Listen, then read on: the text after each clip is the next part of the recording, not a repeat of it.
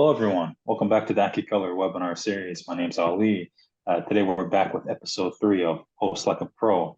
Today's episode is Consistency, Color, and Image. It's the last one of the series. Very happy to have Anthony Berry Jr., Max Raharjo, and Simon Walker back on the panel. Guys, introduce yourselves and take it away.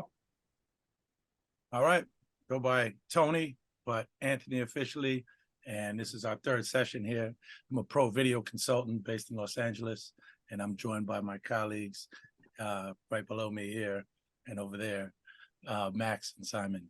Please go ahead and introduce yourself. Hi, everybody. My name is Max, and I am a colorist, resident colorist, and also trainer at Maxon. And I'm also a certified Blackmagic design trainer as well. And I'm happy to be here. And today, I hope that you guys are ready to talk a little bit more and to know a little bit more about workflow and color grading. And yeah, I'm also accompanied by a dear colleague of mine, Simon Walker. Simon. Hi there, I'm head of learning and training at Maxon. And what we plan to do on these sessions, as you've seen them before, you'll know already, but to share what we've found out, what's useful about some of these workflows, but not just what we have found out. Also, when we are visiting customers and talking to users as well, then we find out all sorts of interesting workflows that they're using, what they find useful. So that's part of the thing that we're going to rope in or kind of fold into the conversation today to try and give you some tips about what we've seen that is useful for all things color. Awesome. So Tony, what are we covering today? All right, let me share my screen and we will talk about this. Plus, I'm giving everybody a little handout.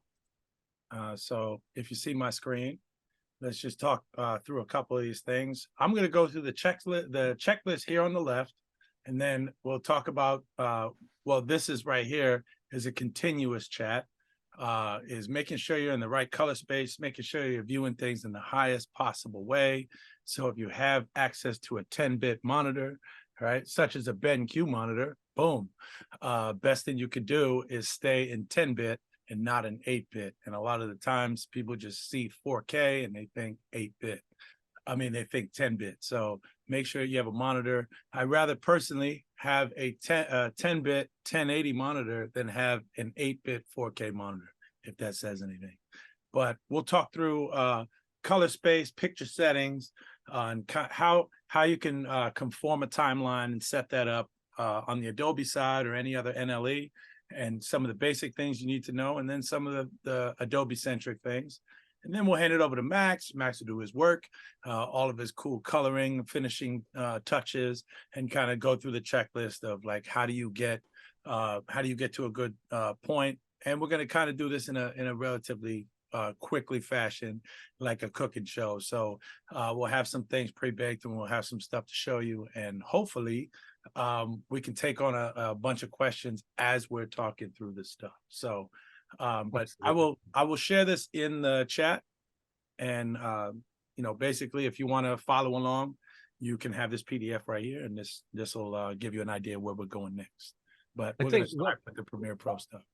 One of the key things that we're coming from is, how do you know that you're looking at the same color as somebody that you're working with, or whether it's your client or somebody that is doing color stuff for you? So that's one of the challenges we're embracing, cross-referenced with what the cameras and some of the devices now that output log and what they can do and how you can manage that. Listen to that. That's perfect. Well, today we're going to showcase some Blackmagic RAW shot from a Blackmagic pocket camera. And we're going to showcase the new Apple log that's shot on an iPhone 15 Pro. What, so, you can shoot log on a phone now? Is that Tony? Imagine that. I'm breaking all the rules. Honestly, this is the first time I bought a bigger phone in a while. I came from a 12 mini. So this bigger size right here, titanium or not, like, it's still big and it's a brick in my pocket, but the camera's pretty amazing. Spoiler alert, the dynamic range of the file, it's pretty good. It is pretty good. Yeah. And typically whenever you're doing this stuff, you want to shoot one of these, right? So this is one way to shoot things color accurate, a color checker. There's many brands, and Max can show you some tricks in Resolve. And you know, you want to make sure you kind of calibrate the eyeball of the camera, so when you're in post, you can quickly sync. And you know, especially all these branded charts, they have particular colors. So to answer your question, Simon. Absolutely. All right. So should we just jump right into Yeah, let's go for it. Absolutely.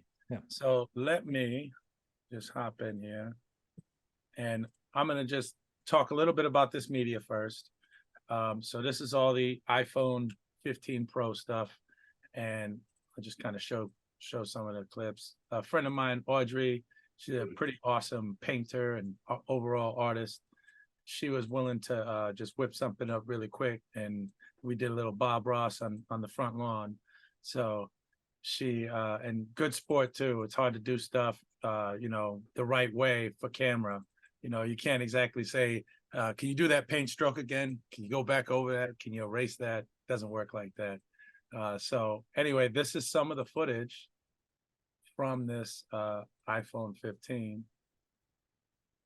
And Is this it worth mentioning, Tony, about why it comes out so gray and quite so yes. desaturated? Look at that. Great question.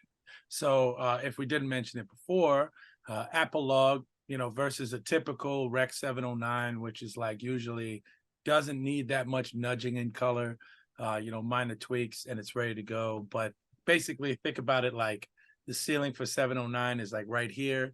And then the ceiling for anything else, you know, log or even some HDR footage, especially when it's in HLG or anything like this, you have a much higher ceiling, so you can pull out all those wonderful details. So maybe it looks muddy and washed out here, but the idea is that you can get in here and you can really pull back all these details and you can see a little bit of everything. That's the beauty in shooting in log. So Can I chime in a little bit about log? absolutely you can. Yeah, I think the things about log is that log file, any video is shot in log file. It's not supposed to be for viewing purpose. It's not for consumption purpose, but it is for like post-production purpose. The idea is here, every single camera has sensor, right? And sensor in your camera or in your phone has a limited dynamic range. It's only capable of recording you know, a range of light in the scenes from the darkest area to the brightest area. So if you're shooting in the display color space, like for example in Rec 709, of course it's all gonna look very nice instantly right outside the phone. But it means that all the dynamic range is already cramped in that format. But by using log, it means like you're applying a curve, a tone curve in your file that compress all the dynamic range towards the middle. So that's why all the contrast and all the saturations look very flat. That's because you still need to massage the image after the acquisitions. And that's exactly what we are going to do today, actually. Yeah. So another thing is also, it's a matter of like, do you manually want to capture this image at the best possible way with everything intact? Because maybe you want to save some shadow and you don't just want to see what the camera does. So it's literally a matter of manual or automatic in some sense. So you gain. We've had a great question. Great question. Sorry to yeah, interrupt. no problem. It's perfect. Absolutely. We had a great question from Tom. Is a log file a raw file? And I think Tom might be referring to a raw file in terms of photography. Yeah. Yeah, go ahead. Go ahead. Right. Max. The difference is here, Tom. Raw file is not a video file. Raw file is a metadata, and you really cannot view the raw file. You have to debayer it. That's the term, like a negative. You have to develop it first in order to be able to see it. Raw file is a collection of metadata. Meanwhile, a log file is a video, but with added tone curve so that every single information is cramped in the middle. That's the difference. I'll add one part to that. Please. Basically, like if you have you can have a flat file that's a ProRes file that's not that's shot in log. And it's basically, this is the color space. Like right here, I'm in log, and then I can flip this back, and now I'm in 709. So you can basically, you can have the same, basically leverage all that color without having a raw file. So even if your camera doesn't shoot raw, you can still have a log file. And a lot of the cameras now, from prosumer on up, even the iPhone now will do log without raw. So I hope that answers the question. And it is smaller in size as well, because raw file can be massive. Meanwhile, log file, it's just another video file with a tone curve on top of it. Absolutely. So I will jump right into this just for the sake of time. So now we have, what I have here is basically, I've went through, and I'll quickly step through this, and I'll show you a quick way to kind of cheat in case you don't know how to read scopes, in case you don't know how to do some of these things that you might like. Maybe some of your peers think it's easy and it's a basic thing to know, but if you ask a room full of people if they can read, if they can read scopes, most of the time it's usually like people try to duck out of that question. So let me just show you something here. We will do, I've added some color correction already to this, but let me share right in here the Colorista 5. This is a product from Maxon. It's part of the Red Giant suite. And this kind of makes working with color a little easy. Now, let me show you this. One thing I like to do is I like to grab my effect controls in Adobe Premiere and throw them right here on my timeline, because it's like you have an isolated timeline. By default, it ends up here in the top left. But I like to put it in the same place. So then all you have to do is kind of rip it off, and then you can drag it wherever you want. But I like having it here, because if I want to isolate and pay attention to just one clip, it's right there. So let me turn off my looks, and now let me go to this is the one I'm prepping. I'm going to zoom in. So I'm zooming in with the plus and minus. This is something to pay attention to. I'm going to be doing it pretty fast. So shift plus and shift minus. This is the same on a PC.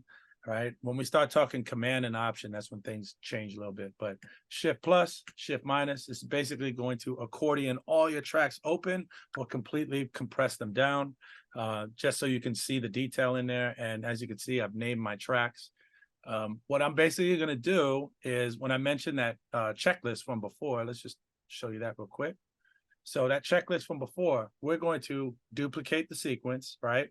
So that we keep all the edits intact. We don't make any mistakes. We don't remove all the attributes and all the hard work. We just want to duplicate that and then strip things down. The reason why we do this is you can degrade your footage by doing certain effects when you really want it to be on the finishing end. So you want it to be when you're in Resolve or whatever color program you're going to use, that's what you're using for finishing, not necessarily your editorial program, but you can. So, but for this, we're going Premiere to Resolve. So let's just quickly go down this checklist. So duplicate my sequence. Then I'm going to start stripping things away and checking for effects. I'm going to remove all the effects. I'm going to remove any scaling, any effects that I've done, time remapping, stuff like this. If you really want to do time remapping or speed changes, you want to turn those into another clip, and then you send along that new clip, because timing doesn't necessarily line up when you go from one app to the other, because they calculate slightly different, and they have different options. So removing your attributes, then going inside of your timeline, closing all the gaps, right? And then even smashing everything down to one single track, right? And there's a really cool feature that was released in Premiere a few versions ago called Simplify Sequence, but it does a lot of the work. It doesn't do all the work. So you need to pay attention to these. And then, of course, export based on your delivery specs. Usually whoever is heading the project is going to have this. If you don't know, there's plenty, there's plenty of different deliverables, usually just a high-res, ProRes file, or you can do DNX. But yeah, I'm going to share Premiere here in just 1 second. So I'm still on the slide. So let's hop back in, and I will showcase some of these things right here so you can actually see them. So let's bring this down. I've named these tracks, and the reason I name these tracks is so I can quickly identify, what's shot from the Blackmagic camera and what's shot from the iPhone or what's shot in Apple Log. So let's just go back here. And initially, you know, I have this that I did the work on. That's the log selects color reference, right? This is something I also exported and sent over to my friend Max to have an idea of where I'm going with color and what my idea is, right? So now I duplicated it and then I made this to prep sequence, and that's what I'm going to do with you here right now. So before I even get into that, I'm going to close that out and let's go into Colorista real quick. And I'm just going to show you a quick little way to kind of cheat on the scopes and show you how to quickly go through this. So next time when you're wondering about color, there's this option here in Colorista 5. It's called guided color correction. Click the button. All right. And now this is going to take me through this quick little checklist of like, does it look like this? Is it like this? Is it like that? So hit continue. All right. And I'm going to kind of zip through this. So what's your color space? And then it shows me the actual video that I have. All right. So is it video? Is it flat video? I don't know. Or is it log? Right. For right now, I know it's log, but let's just do I don't know and then move forward. And it actually gives you a whole, you know, kind of lesson on what this is. And then here's the fun part. As you start to kind of pull back a little too hard and it's too hard with the contrast and it starts clipping, as it says, everything in blue right here is saying that's a little too dark. Like that would not pass QC for broadcast. So the suggested line is right there, right? But you can kind of bring it back a little bit more if you want, all right? And then we just move forward. By the way, if you move forward and you change your mind, you can go back here on the chain. That's what's great about this. So it's basically asking you, it's like the form that you fill out at the doctor's office, just not as bad. So this is kind of like, you know, what's next? What am I doing with this footage next? I'm setting the white point and see all this right here. When I pump this up too much, now you're seeing all that red, that's blowing out all this color right here. So you're losing information. So we want to do this to where it's giving me a decent roll off and it's not too high. You can do it just under. It's okay to burn out a few pixels. That's fine. We'll live on the edge just a little bit. So I'll move over here. Now you can see these two mountains. You want to fit this shape in that shape. And this is showing you kind of like where they suggest. And this is my midtones of my image. And you can see here on the image, the interesting thing about this is we're actually working with the image in monochrome and black and white before we start saturating the image. So we're going here and we're working through all these things before we even start saturating the image. So I'll push this a little bit, my midtones, right? And then let's see the contrast. How contrasty do you want it? This is what they suggest. You can go even harder than that or less than that. This is more contrast. This is less. And then, you know, you can kind of match that mountain, or you can go just under it if you want low contrast. Right. And then here's saturation. So now you'll see. And then this is actually a vector scope right here. And you want to keep things kind of in the inner rings of this. You don't want them to spill out too much. If you were to super saturate this, you'll see that yellow is starting to bounce out of these outer rings. So if you were to pump this up, you will lose a little bit. But honestly, I think if you want to be safe, you'd be right about here. But who needs to be safe? Let's just play with this a bit. And so as you see, like this yellow right here, that's blown out, and you can even see it collecting at the edges, right? But all this other stuff is kind of sitting in the right spots. And then if you were reading this and you were doing color correction, you could see magenta, red, yellow, green, teal, right, blue, all of this right here. And you can kind of shift things. So if something becomes a little bit more blue, everything shifts in this direction right here. If it's a little more purple or orange and reddish, it goes up here in this way. So that's just a quick preview of a vector scope. Now we'll go over here, and this is the way you'll see. If I'm shifting things and I'm cooling them off, you'll see everything goes towards blue, right? And then if I want to warm things up, everything is shifting more towards yellow and red. So this is one way to kind of cheat. So now you're reading a vector scope. It's relatively easy. And again, now you can kind of tell people, you know, or you can even play with this. Now go to the real vector scope. There is one in Premiere, and you can always find one in Resolve, and you can kind of play around with this. But see, as I do the tint, it's showing me here kind of where things are moving. So as you can see, these are the same colors, right? The tint and the temperature, right? And then I'll just go down here and now it's finished. That's what I started with. That's where I am right now. When you hit finished, here's the fun part about this. And by the way, I'm using this in one way. It also has an installed panel that you can dock and you can put it on another whole screen. So I'm just using it in the tiny fashion, just because I know that would you know, a lot of people tend to go to their effect controls. So if you want and you install this by default, you get a panel, and that panel can be floating, or you can put that on a secondary screen if you want, or a third if you have 3 monitors. So what it does as well is it actually pushes all of these values, and it'll give you numerical values. So nothing is really hidden. And it's not like you did this work on the easy way. It's like nobody would be able to tell that you used guided color correction, because all the sliders are going to move, everything's going to adjust, and you did the color correction via the guided color correction slider. I mean the questionnaire. So guided correction, color correction just kind of helps me get the idea and moves us along a little fast. So there's also, which I applied to a lot of these, is Magic Bullet Looks. And just close this up.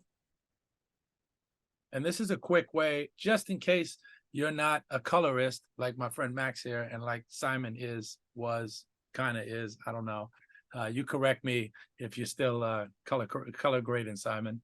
So in here, let's just start with, I'm going to show you all the menu of awesome little presets that you have, that it ships with. So we'll have Magic Bullet Looks. It loads up into its own interface. Inside of this interface, you can kind of just jump around and like see what looks interesting, right? And you can build these one by one, but I'm just going to shop through these like they're a menu. So this is like a head start. They push the sliders a little bit. This is kind of just to give you all the sliders that you need. It puts all the tools here. This right here is called the tool chain, right? These are all of my looks. This is kind of like the menu for all the presets. And then you can also kind of toggle it on and toggle it off, right? But before you do any of that, and I know Max has some feelings about this, you want to make sure that you set this color management up correctly. And for right now, I just have this as Open Color IO and Aces, and Max can probably add a little bit to this.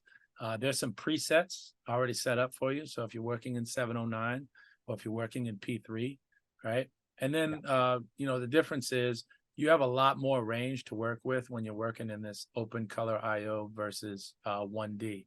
This is kind of the legacy version. This is what has been in place for a while. And then as we're getting more HDR and all the cameras are starting to shoot a better looking image and capturing more color, that's why we use stuff like Aces and Open Color IO. So for right now, I'll just use this drop down here for Aces in 709. And we can go down here and just kind of flip through some of these, and you'll see, I think the basic ones would be the grading head starts. So I put hearts near them. Anytime you like something. So here's another thing that you could do is, let's say I like the overall tone of this, but I want to change it up. And maybe I don't want diffusion in it, but I like this like gritty green, kind of looks like, you know, you're under some like ugly fluorescent lights or something. So let's say I don't want the vignette. I can go in here and kind of, you know, start deleting things that I don't really need or like, right? And maybe the diffusion is too much. I can adjust that. So look at all of these presets and just kind of think of them as their good starting points. And you can also dial them back. This is my 100% slider or not. This is also available when you go back into Premiere. As soon as I hit this check in the box here, that's going to put me back into Premiere, and it's going to apply this effect to my footage. All right. So, but I have a few favorites. To make something a favorite, you can just hit this little heart right here, tones on tones. All right. Go click on this, and you'll see all of these now live in here. But the one I kind of like, just to kind of get the idea out here, I think was this head start. So I'll click on that, right? And we can see where we were before and where we were after, right? Just a little subtle something, because I'm not going to be the colorist on this, right? That's the beauty of it. But if you are doing your own color, I highly recommend taking a look at Magic Bullet Looks, or even doing the guided color correction inside of Colorista. So I've done that all across the board right here. And basically, each one of these has some subtle color applied, right? And then I made a clip to send to Max so he can use as a reference, so he can see where my mind is going as far as where do I want to push the color, right? Do I want it to be more warm, cooler? Do I want things to be dark, and kind of just kickstart the idea. So now I made a little note here to myself. See, I'll just double click it so maybe we can read this a little bit easier. All right. So first thing is, right, I have a checklist and we're going to simplify the sequence, make everything a single track, and we're also going to close all these gaps. All right. So then Max can do his color work a little bit easier. So things to check, right? Duplicate sequence, global effects, make sure we have no proxies, remove all the effects. And we're also going to close all the gaps, and then I'll go to simplify sequence. All right. Now I know I'm talking pretty fast, but if there are any questions, by the way, as we're talking, feel free to ask a question. Very first thing, I'm going to select all, right? And one thing I want to do is just make sure before I even do the select all, I want to make sure that this button here is turned off. Let me just show you when you're working with these proxies. Right now it's turned off. That looks gray, all right? When it's turned on, it's going to be blue, and it's going to highlight all the clips that have an associated proxy, right? And the proxies are definitely not full res, and you're going to get, something that's a little bit, some of them might be half res or a quarter res. So especially if you're working in 4K, and your proxy may be a 720 image. So you definitely don't want to send that to color, and you don't want to have, like I purposely did this. Here's one way to check this. Let me put this in a list view, and you can just right click here on my columns, go to metadata display, and you want to add, so type in the word proxy, and you want to add proxy file path, proxy media file name, and just proxy yes or no. All right, like a proxy status. And I've already moved them. Let me I'm going to make this whole panel bigger, full screen. I'll hit the tilde key right underneath the escape so we can see what's going on. So in here, right, you can see, and I'll make this a little bit bigger so you can see. So in here, you can see I have proxies, but not for every clip. And that works, let's say, if you have some things that are, maybe they're in slow motion, or maybe they're a little bit harder for your computer to handle, then you want to make those into proxies. And then some of the other ones that the computer can handle, you don't have to do that for. But I just did this. My computer can definitely handle these files, but I just wanted to show you how that some of these clips right here, especially your source clips, have proxies attached. So you can see this one has a proxy attached, that one, that one, that one, that one, and I don't have all of them. And this one way to know, when I go back in here, you can see all those little things that are turned on. Want to turn that off, right? All proxies off, back to my source resolution, right? Make sure that the drive that has the source files on it is connected before you do this export. So we've already done that. That's kind of a big checklist item. And then when we go over here, now let's start to look at the rest of this. So we want to make sure everything is down to one track, and we want to close all the gaps. And then once we have everything all together, then we're going to remove the effects. So I'll do select all with Command A. If you're on a PC, Control A, and then we're going to go to, I'll just type it in right here to cheat, right? Close gap. And since I selected everything, I click that, and then in one short swipe, it just kind of gets everything closed, and kind of there's no empty area in there. So you shouldn't have any flash frames. You shouldn't have anything crazy going on. It should be a really simple fix, right? So if I just go up and down here, you notice there's no gaps. Also, another thing is too, even though I have these tracks labeled, right, just select the two clips, right, that are coming from the Blackmagic camera. And then I just go to label. And for this one, I picked mango, right? Because they don't necessarily have all the primary colors in there. There's mango and rose and forest and Caribbean. But so I chose mango. Now, if we go in here, another thing you can do when you're on a whole track, there's another way to cheat this. And you can go here on this, and there is track forward. And there's also, you can do all tracks, or you can do just a single track, but you can select that. or just do one single track. And I think the shortcut is A, right? V to get you to the selection tool, A to get you to this track forward, hold shift. And now I'm just selecting everything on this track.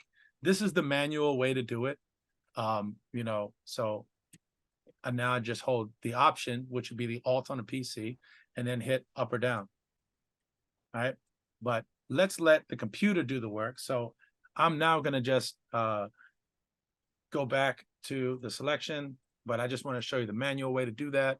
And now let's go work on this here via the simplify sequence. And then I'll take care of the effects and stuff right after this. So close vertical gaps on video tracks. All right, flatten all multicam. So multi-camera can also be a pain when you're handing that off. You always want to flatten that, because the computer is doing some complex math there, and it's basically routing audio and routing video, and whatever you see is basically looking at like 4 or 5 videos or however much you have plugged in, and it's routing that. So you don't, and it doesn't always translate correctly. So sometimes you just want to flatten those. This is why I highly recommend you duplicate your sequence before you do this. Some of this stuff can have you backtrack, and it can be damaging and degrade all the work that you put in. So always make a new version, V2, V3, or ready for finishing or prep for color. So flatten multicams, remove video tracks or audio tracks or both if I have empty tracks, right? So empty tracks, any graphics, right? Any transitions and through edits. So through edits, right? You have to turn them on. I want to say it's under this wrench menu right here. A through edit is this little, it kind of looks like a little Band-Aid, right? Between 2 clips. So if those clips are the same and you add a blade in the middle, now that's called a through edit, because it's the same clip and it's a continuation, and it's just letting you know that that's the same clip. It's kind of a warning sign. But there's many reasons to use it, and you know, sometimes it just it helps to kind of clean things up. So the whole idea of this is to clean it up. Now I'm going to put the check in the box here for that, and then it also says any of these like things that you might have muted, or let's say you have new sound mixes or anything. If you've turned the eyeball off or disabled that track, right now we're not gonna, or even any of the clips that you turn the lights off on, and I'll show you that. You can just select a clip, right click, and disable that clip, but it'll still live in the same space. Or things that are offline, let's say you use some stock footage and now you've already replaced it and it just kind of sits underneath as a placeholder. That's a pretty common way to work. Just leave things in space and you just turn them off, because you want to keep the timing exact, especially if you're doing anything scripted or you have exact notes to go off of. And then another thing, you can flag specific clips. So if I were to go in here and choose Mango, that's going to delete these clips because they are Mango labeled. So, but I'm not going to use that for this. Also, if you have markers, you can remove any of these sequence markers and just kind of put a check in the box. But I don't want to do that because I put this marker here on purpose. So once I click this button here, you're going to see these are going to go away. If you had transitions or anything, those will go away, but effects are not included as of yet in this little simplify sequence box. But for right now, click this, does the work, right? And you'll notice all those little through edits are gone. Also, you know that this is full res, the proxies are off, right? And then now let me do the same thing, select all again, right click, right? Here's another thing. This is a way to cheat. All right. So we just go up and down the sequence here, and I have the global effects button. And this just shows that that clip has been affected. All right. So it's called global effects mute. So it's actually the inverse of like showing me the effects or not showing me the effects. It's basically to turn off the effects.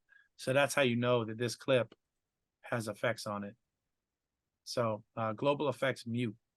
So for right now, all these clips, they all have, I've done some magic bullet looks, or I've done colorista or something to it, right? And select all, Command A or Control A. And then I'm going to right click right? And I'm going to go to remove attributes, and it says, and this is for several clips, so you might have a whole different list here.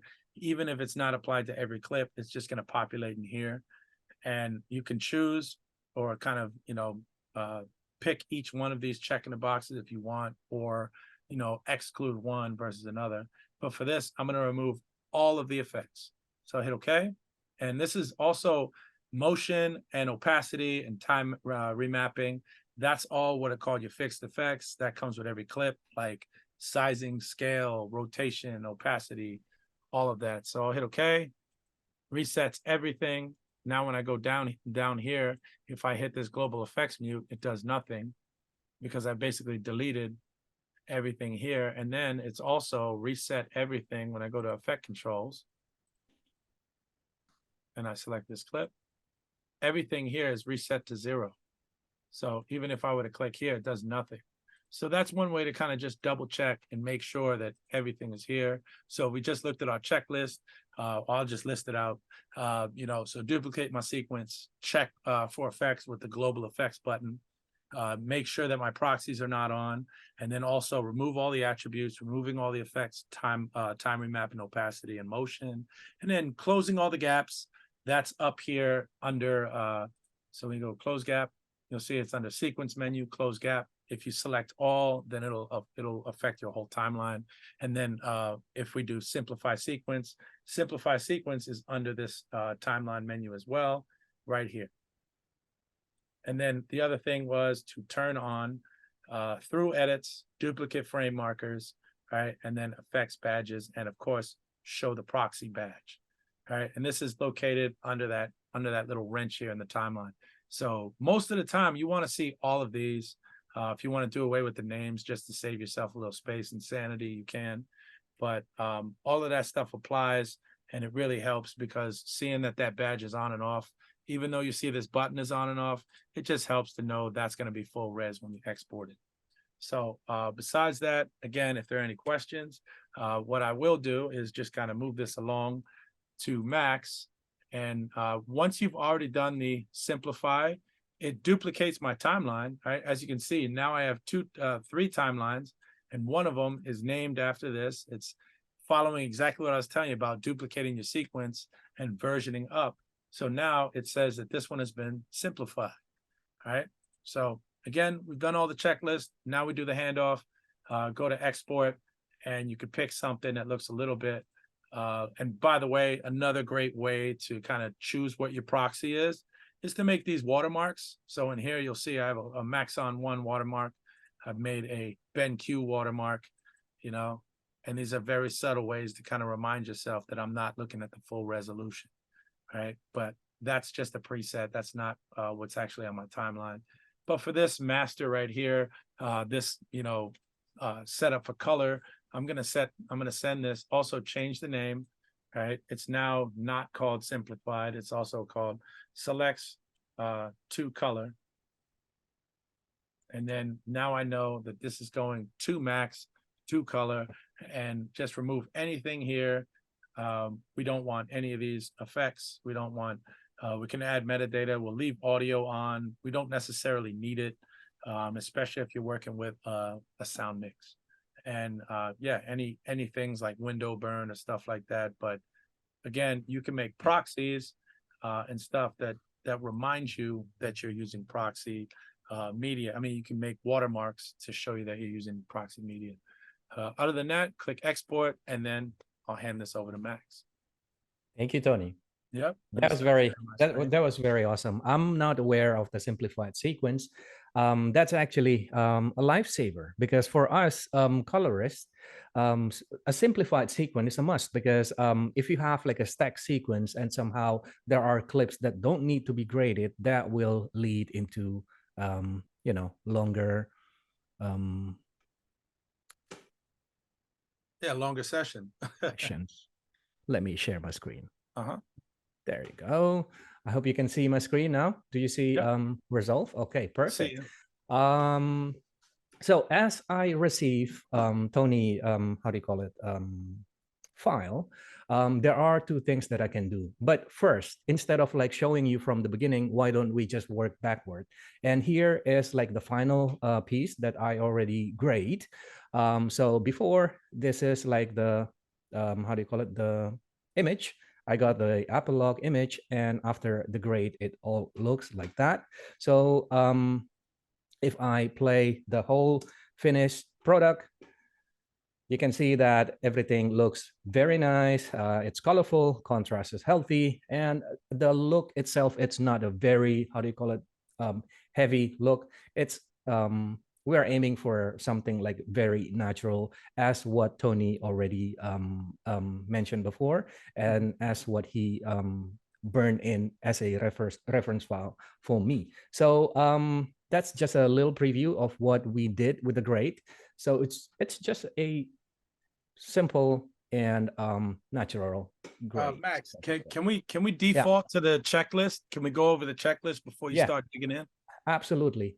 Okay. And when we are how do you call it, want to bring in something into Resolve, especially exported timeline or exported file from Premiere Pro into Resolve, there are several things that you can do. Like what Tony mentioned before, there are two flavors. You can send the colorist a bake 422 HQ file, or you can also just send him the XML files. And then after that, from the XML file, you can like conform everything into Resolve. So and the easier route, Max, the Yeah. easier route would be what? The easier route will be like if you have like a lot of cut, like not like what we have today. If we have like a very simple timeline like what we have today, I think I will always opt for the XML and with the camera original source, because camera original, it's always like a better how do you call it, Yes. quality Yep. compared to a another file.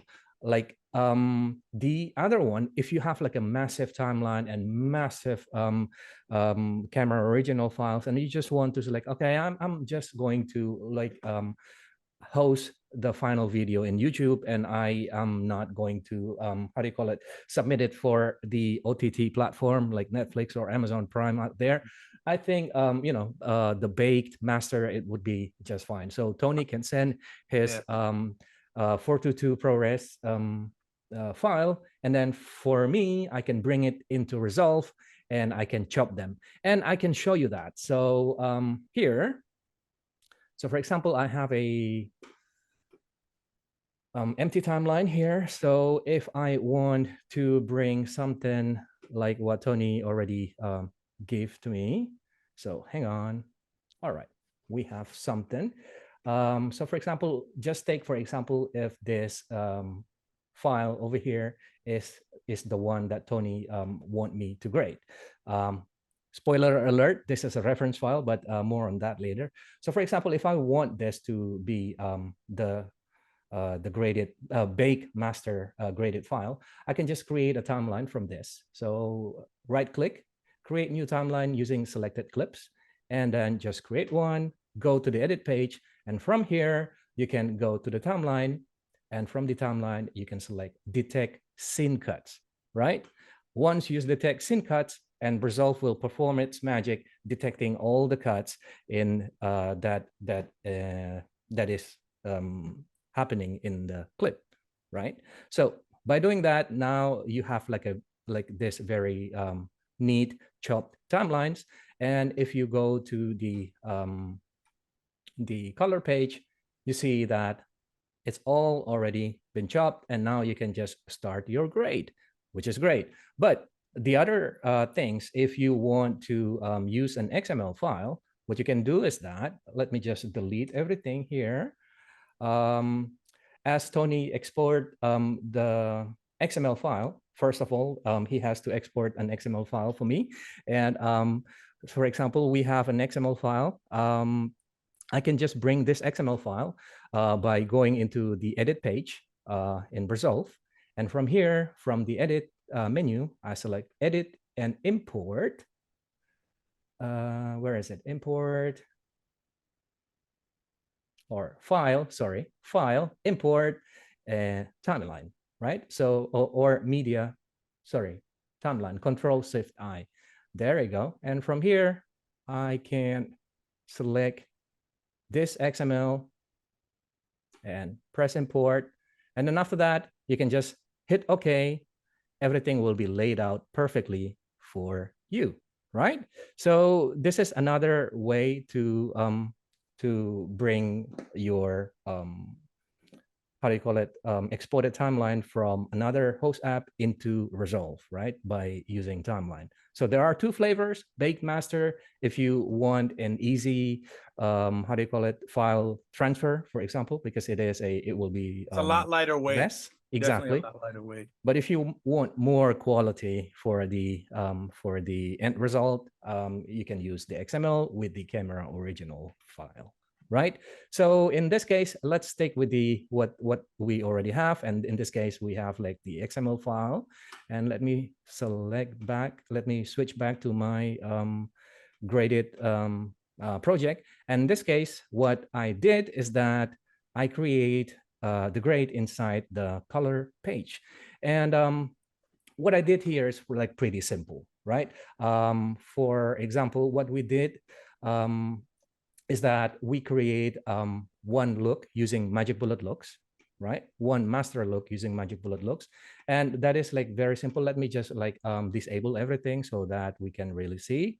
So the first one is that a look that is like a general and cool and natural look, and the other one a secondary look that is warming up the scenes.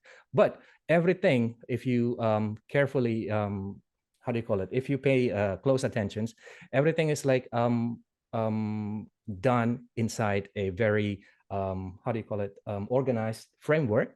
And in this case, what I did is that I am working inside a color managed framework. So before, Tony has kind of like mentioned some good tips to normalize your image using the Colorista guided color corrections, which is a great tool for you to get to know how you can like normalize your image.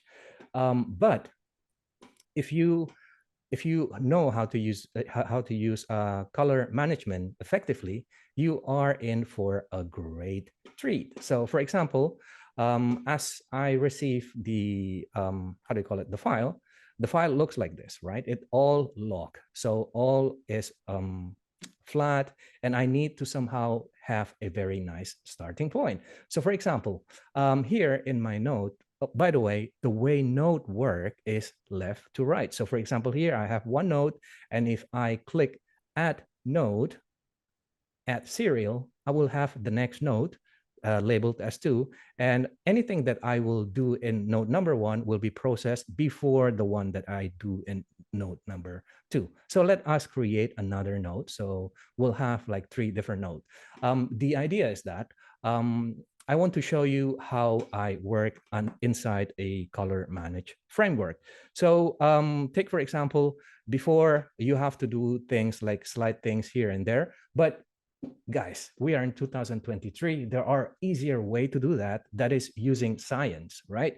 And the way you can do that is like by complying to any specific color management framework. In DaVinci, you can use DaVinci Color Manage, or even like the open source ACES. What ACES is actually doing, it is taking all your footage, putting it into a uniform color space, and from there, it is remapping your project into the targeted display. So in this case, for example, we have an Apple log footage, right? I can just simply use ACES transform plugin that is available inside Resolve natively. So if I'm going into Resolve and opening the effects panel here, if I just slide down a little bit, inside the Resolve effects color, I see an ACES transform. So if I just use that, drop in any of this node, and if I want to transform from Apple log because this is the source that we have, and I want to target a display space. And in display space, in this case, I have a normal TV or a computer. In this case, I know that the color space for that type of display is either Rec 709 or sRGB, right? And in this case, I want to target the Rec 709. And to do that, I can just use this plugin. In the input transform, simply just select Apple Lock. And in the output transform, I can type in Rec 709, and there you go. Very fast, right? But this is by doing this, we are now transforming our footage from Apple Lock into Rec 709.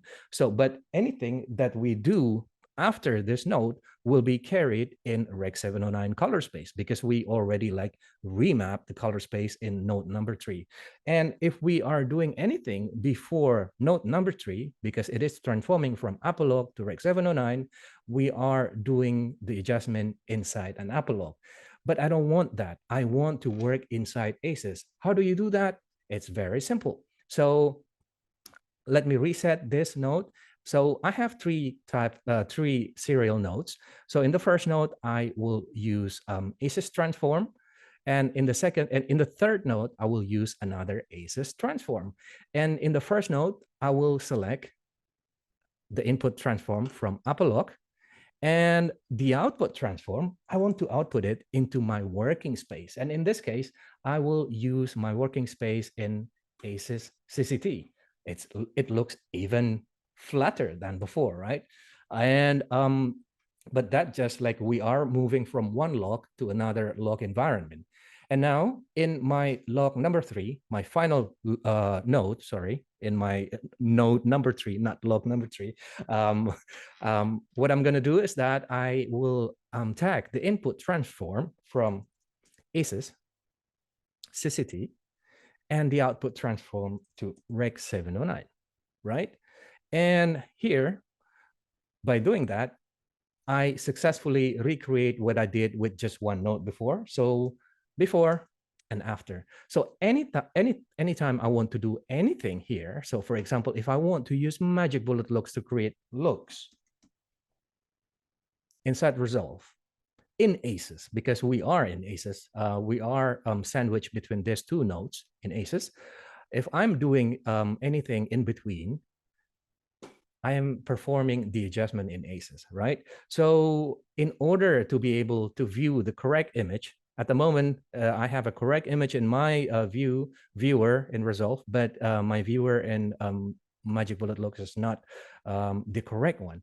And that is just because we have a mismatch of input and output. So in this case, what we want to do is that we need to tell Magic Bullet Looks, hey, I want to work in ACES. And, you know, the signal is coming from ACES CCT. So that's the input. And I want to output it, not to Rec 709, because the second node, the third node is moving from ACES into Rec 709. So I better output it back to ACES so I can select same as input, right? So now anytime I want to do something here, so for example, if I'm just adding Mojo, reduce it slightly, just like that, and confirm it, it looks exactly like what I did inside Magic Bullet Looks. So now we are working in Color Manage framework. But now the challenge is that, oh, Max, we have plenty of clips here, and you're just showing it in one clip. How can we do that for every single clips? Well, that's easy. And you can kind of like do that using groupings, right? Inside Resolve, you can group your clips. So once you group your clips, you'll be able to access those clips as a, as a group. What I did is that in the group pre-clip, right in the front, I use exactly the same plugin, ACES Transform. So if I activate it, I'm using ACES Transform to transform from Apple Lock into ACES CCT and all the way back into the timeline, because in the timeline, anything that you do in the timeline groupings will affect every single clips in the timeline, right? So in the timeline, I will use another ACES Transform that is going from ACES CCT to Rec 709. So now, anytime I am doing something in the clip level in any of this clip, I will be doing it in ACES. So at the moment, the thumbnail is not updating. So if I am updating all the thumbnails, I should have a normalized clip. Very easy already, right? So let's go back to the graded timeline, and I want to show you what I did in with the grade. So what I did with the grade is that first, after I'm out, after the before outputting everything into ACES, into Rec 709 from ACES, I have like two different looks, and what the looks number one, as I told you before, it is like giving you like this a little bit cool and higher contrast type of look. And the second one is just slightly warming things up, right? So what I did here, I use Magic Bullet Looks. So Magic Bullet Looks is a tool that you can use for your look development. Depends on the host app, because Magic Bullet Looks runs in many host apps. So for example, if you're using Cinema 4D, you can use Magic Bullet Looks in Cinema 4D. If you use Unreal Engine, it is running in Unreal Engine as well. So if you're in Cinema 4D and Unreal Engine, perhaps the way you use Magic Bullet Looks is like more like adding a post effects filters for your render to spice up your renders a little bit. And if you are using it in compositing program like After Effects, it's kind of like you know, you can add Magic Bullet Looks for color corrections, for grading, or also for iterating your design. And finally, if you're using it in NLE, even like in Premiere Pro, like what Tony shows, you can actually grade with it with Magic Bullet Looks and borrow some principle from Resolve, and you can do the color grade inside Premiere Pro. But if you want to work inside a color managed environment to be like exact, to be accurate, you can also use Magic Bullet Looks inside Resolve. And what's nice is that it comes with a very handy color management, and it's not difficult at all, right? So what I did here is that, first of all, I use, let me just disable everything, and let me walk you through the adjustment that I did for the first look. So first of all, what I did is that I'm adding like this, a very subtle optical diffusions. I hope that you can see that.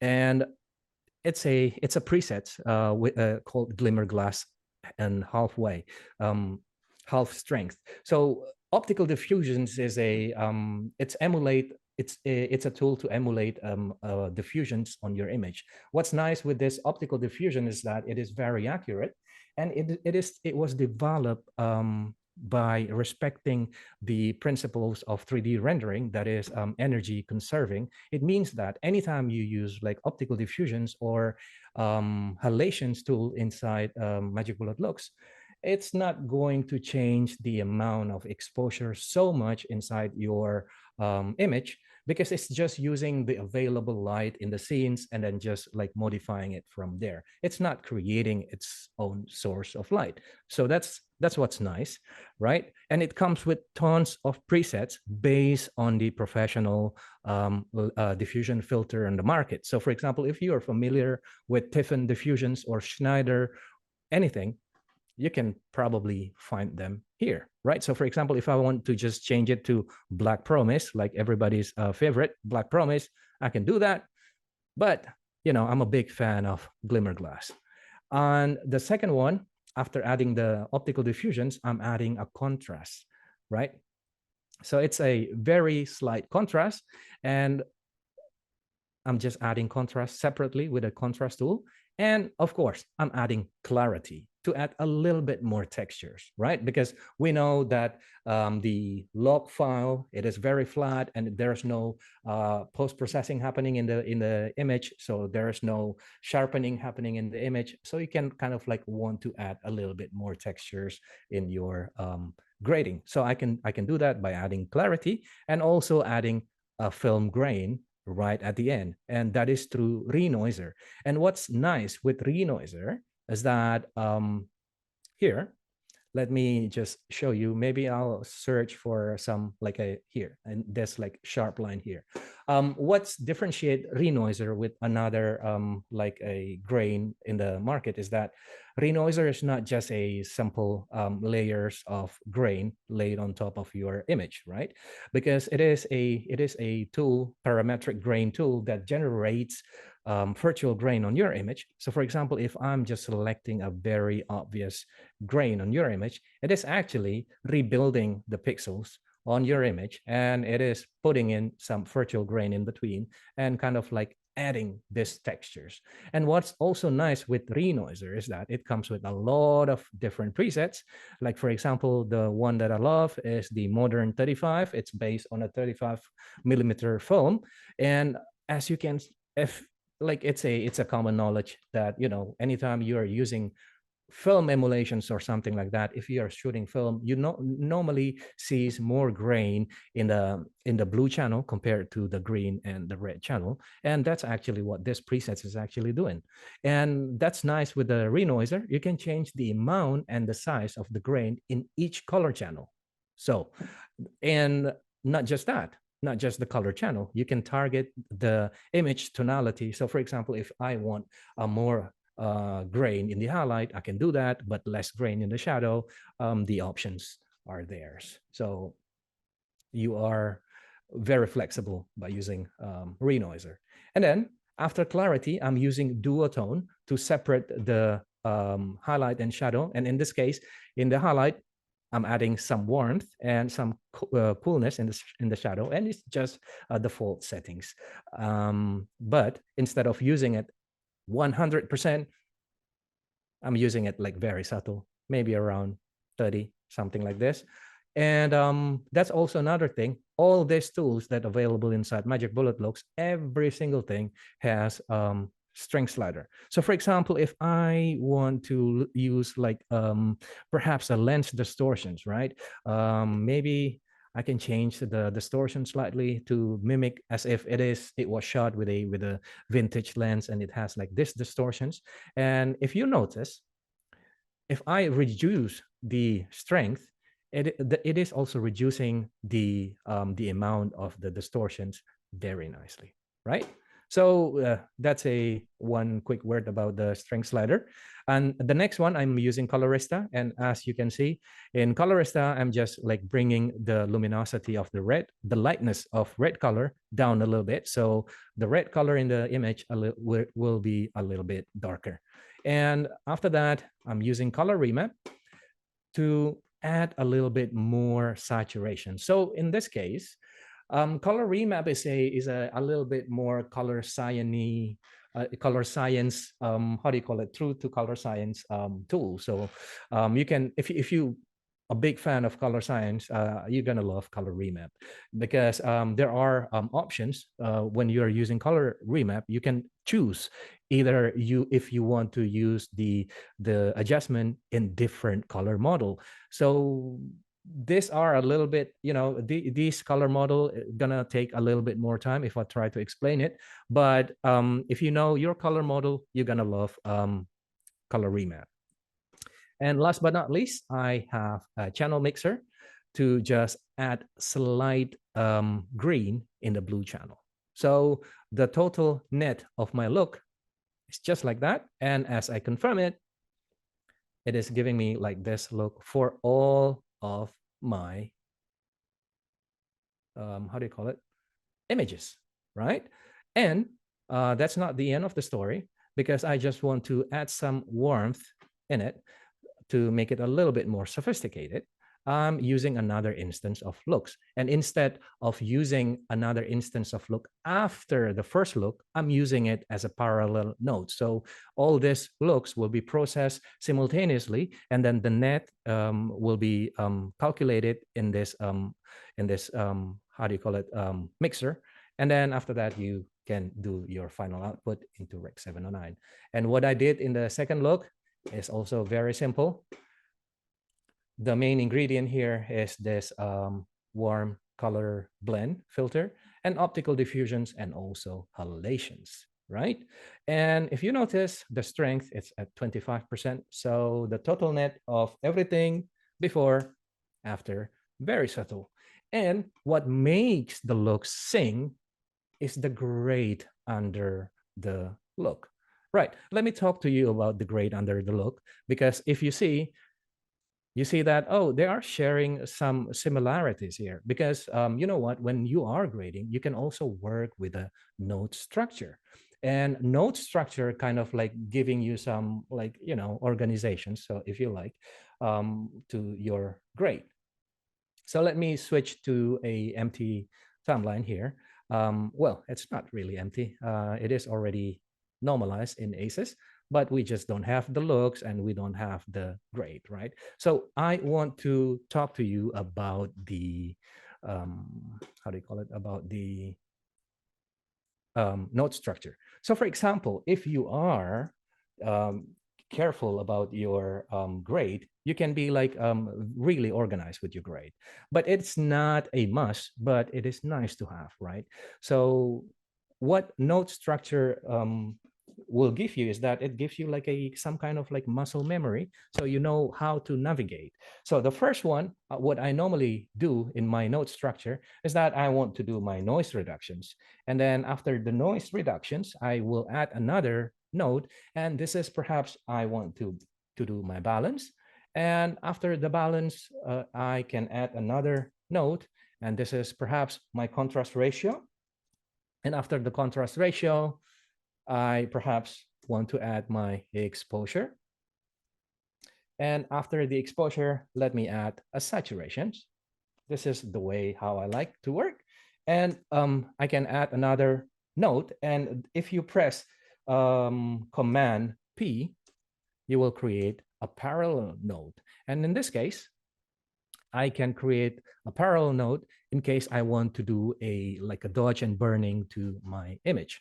And if I go to, like, if I select all the other image, and if I hover over the clip with the note structure before, and if I press middle mouse button, that's the scroll wheel, by the way, and it will copy the note structure to all these clips, right? So for instance, what I want to show you is that what's nice. So for example, here, if I want to change my contrast, so for example, I just like want to add contrast slightly, right? And I want to how do you call it, trim, not yeah, if I want to replicate this adjustment to all other clips exactly in this node, I can just go to color and ripple node changes to the current group. So before, if I already have something selected, I can select ripple node changes to selected clips, or I can just ripple node changes to current group. So by doing that, okay, hang on, because this is not the same group. I have the other one here. There you go. And apparently I haven't copied the node. Right. Let us do it again. So for example, let me just select this, and here in contrast, let me just add contrast slightly. And if I want to, I can select color, ripple node changes to selected clips, and you can see the contrast is now how do you call it, also applied in this other clips as well. Well, that's one way to work. Let me show you another thing. What's in the note? Let me check my note. All right, export. That's the final thing.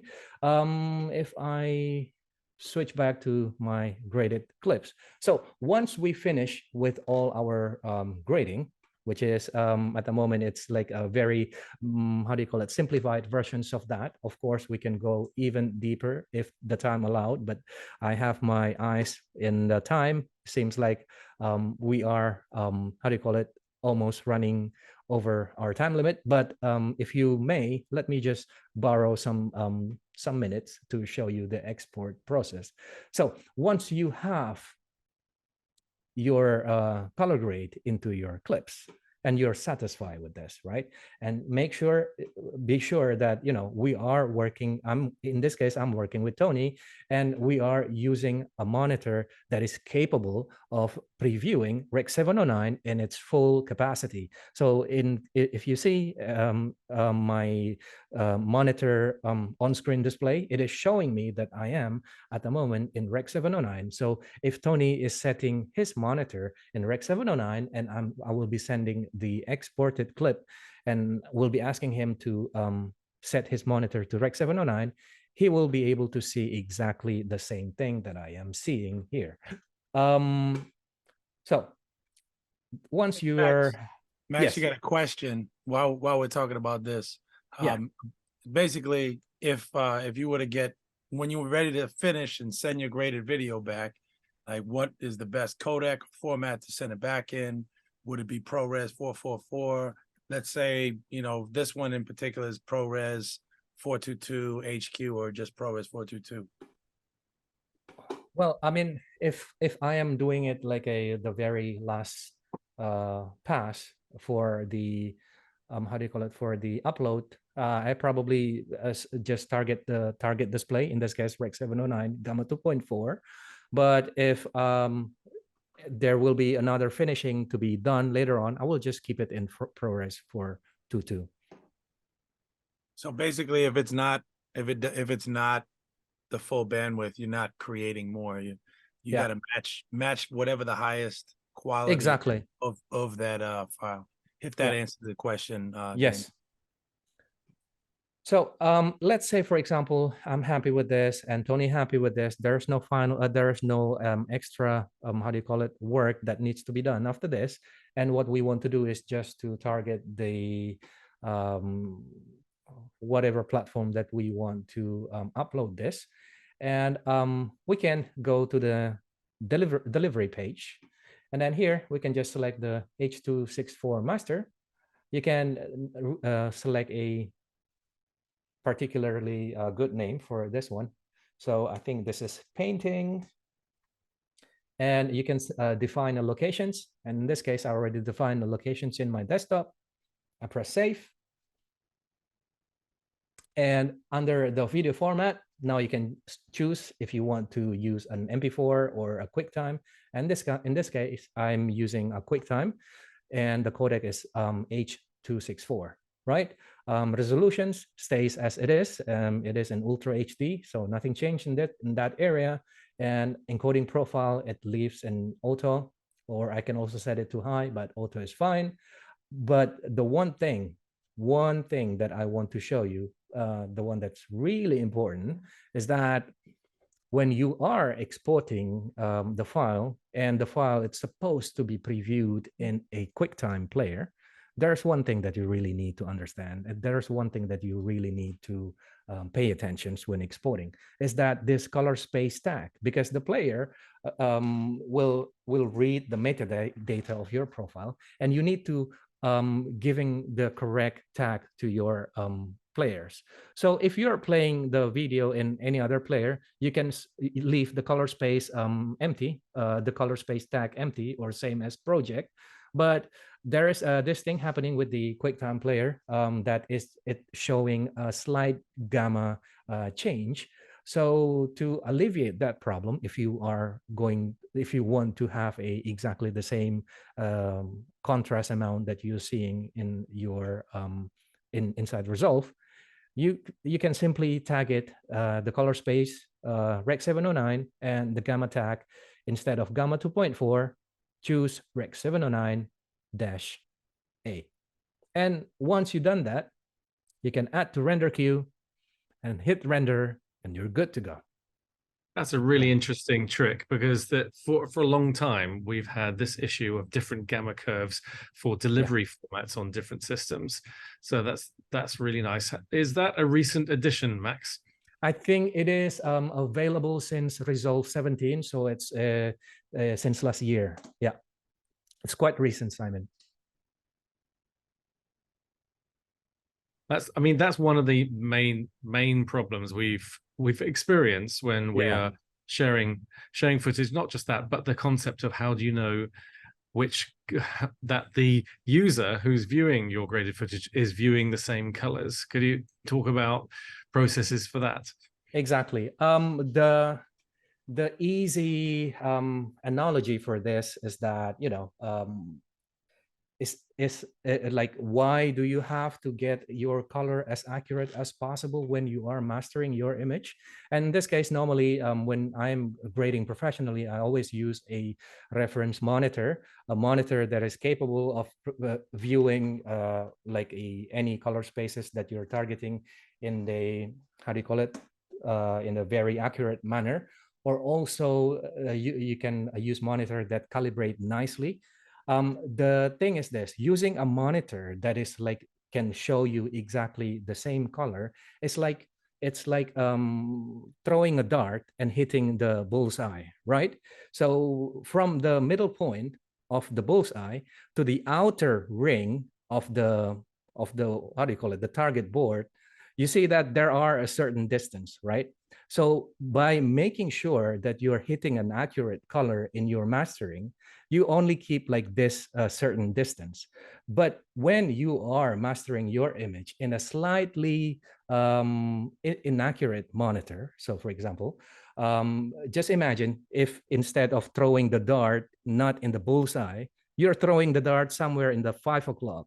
So the difference now is bigger. The difference is now, instead of like from the middle point to the outer ring, you have like a bigger, how do you call it, difference, because you cannot guarantee what screen the people is viewing your project when it is already uploaded in the internet. So the best possible, how do you call it, guarantee for you, warranty for you, is that master it in the very accurate reference monitor. So that's one thing. You do one quick thing is jump to where that Blackmagic is in the timeline on the second track, and then just go back and forth between that and the that Apple log next to it, just to show comparison. Yeah. So again, this is like a big thing because like a lot of like questions in the content creator community out there is that, hey, I'm shooting with Sony, I'm shooting with this brand X camera, I'm shooting as now the iPhone is in the how do you call it, in the mix as well. All the things that people always worry about is like, how do I match this? How do I match this? Because sometimes when you are using the lookup table that comes from the camera manufacturers, a certain camera will show a certain like way because they have like this preferred renderings for their image science, right? A camera A can be a little bit too magenta, camera B can be a little bit too greenish, but that's just the preference of the image scientist in-house. So to alleviate that, like what you can see here, my Blackmagic camera and my Apple log, it looks pretty close. And to like tackle that problem that normally comes in a lot of like situations is to work with the color management framework. And color management framework giving you like this very uniform working space, so that doesn't matter any type of camera, any type of rendering that you are coming from, those preferred color science, in-house preferred color science will be stripped away on the way in. And then after that, you come into like this very uniform environment. And from this uniform environment, you can target specific particular display to your liking. So by doing that, you already like giving you a head start. By using a color management framework, you are kind of like giving yourself a head start to mitigate this problem. Well, I know we're beyond the top of the hour here. If there are any questions, or if anybody has anything they want to dig into, you can feel free to put it in the chat, and we can tackle some of those questions right now. And then also, just to remind you that we have that PDF is included. If you go in the chat, scroll up, and you'll see that Ali uploaded at the very beginning. And I think we should just double back and kind of go through what we've already chatted about, which is our outline here. All right, I will stop my screen share and I'll hand over the screen to you, Tony. Okay. Let's see. Let me share this. Okay. Here we go. And all right. So we went through kind of the conforming and pre-conform and all the things that you need to do as far as a checklist. This is just a good practice. There's a little bit more to dig into. Depends on what your deliverable is, of course. And then, you know, the idea is we're conforming for finishing, and then we're sending it over to color to be delivered back to post or whoever's paying for this project, right? Yeah. And we want to make sure that, you know, you pay attention to these things right here in the middle, meaning you want to be in 10-bit, you want to be in the right color space. You know, when I see something that's blue, I should be seeing the same blue that Max is seeing, and Simon should be able to see, and everybody else here should see. So it's very important to make sure if you have a monitor that's just sRGB, you can adjust the programs to display for that as well.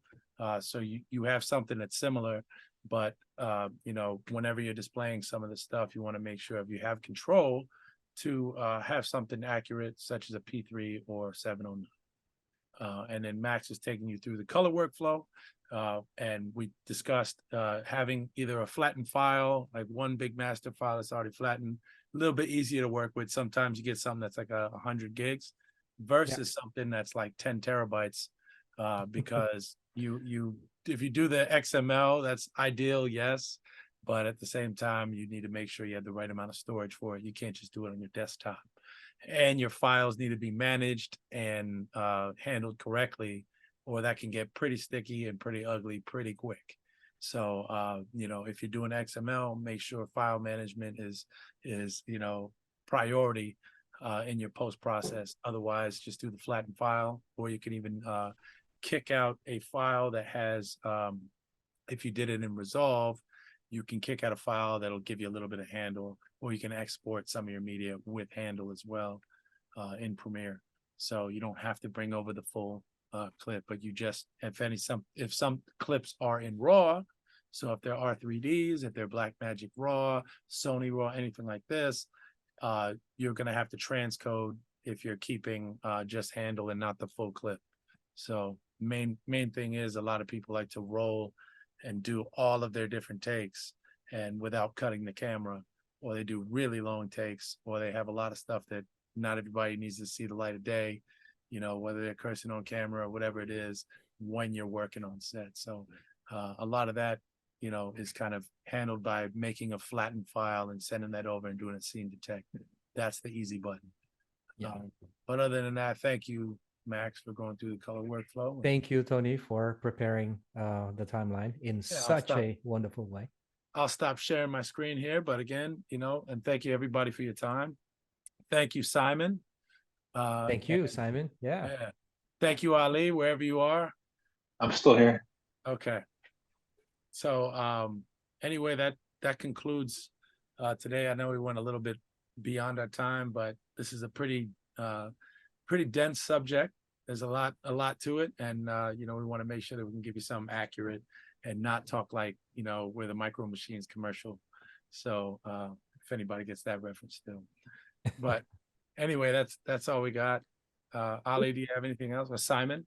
I've got something in case inevitably we all have follow-up questions when we actually try these things out for live. So if anyone does have a follow-up question, please feel free to reach out to us. A good email address for this is training@maxon.net, and that goes to all the training team. And so that if you do find that, oh, what would be a recommendation for a good workflow for this, or you've got a certain problem, please reach out to us, because that's how we get better at training people too, figuring out what your problems are and how to help solve them too. And if anybody's going to Adobe Max, I know I'll be there. I know Ali will be there, and Simon will be there. But we're gonna everybody will be there, but Max, ironically. Perfect. Max will not be at Adobe Max. Sorry, Max. There you go. Oh, God. Getting cold in Germany, huh? And then always, if you care about your color, shoot with a chip chart, please. Yeah, there is a very nice workflow inside DaVinci Resolve with a chip chart. Absolutely. So anytime you have a chip chart, you can balance your clip. And there are Very, many very, very brands, yeah. many brands to buy, and a lot of them are included in Resolve. There are presets for those. But all right. Thank you very Hey, much. guys, just wanted to say to each and every one of you, thank you. Thank you to Maxon. Thank you, You know, Ali. this was a 3-part series, so to all your hard work and all your contributions, and everybody still left in the chat, we're going to send out the recording this week, and we'll include the previous 2 episodes so you can watch the series in its entirety. And guys, one last question from me. What's the best way to reach each and every one of you? What's the best platform to find you on? LinkedIn. That's mine. I'll share it Yeah. in the chat. Yeah. If there are any other like technical questions, anybody needs just to ask about any follow-on sessions, I will send this right here. That's how you get me on LinkedIn. I don't bite, and no question is too crazy. Just Yeah. make sure it's not a paragraph. It could be a paragraph, just not a 4-page letter. That's all I. I'm available in Screenshots are good. Instagram for me. It's just the name, the handle for my Instagram is my full name, Maximus Raharjo. That's my last name. It's a little bit hard to pronounce, but if you like hover over your cursor to my pictures, you probably see that. You can just type in that in Instagram, you'll find me. And I also run a color grading related show at Maxon called Max on Color. So if you have any color grading related questions, like Simon already mentioned, you can reach out to us to training@maxon.net, or if you really just want to straight go to me and ask me any color grading specific questions, you can type in your email to maxoncolor@maxon.net as well. And you can see recordings of Max's shows on the Maxon training team on YouTube. I've just added Yes. that link into the chat there. And to answer your question, Ali, that email address, training@maxon.net, that's a good one to get hold of us. Perfect. Well, all right, guys, thank you so much. And thank you to everyone who attended. Everybody have a great night. Thank you. Thank Thank you you. so much, Ali. Great and having thank the you, band BenQ. back together. Thank you. Thank you so much. Absolutely, guys. All right. Thanks, Have a everyone. good one. Thank you, everybody.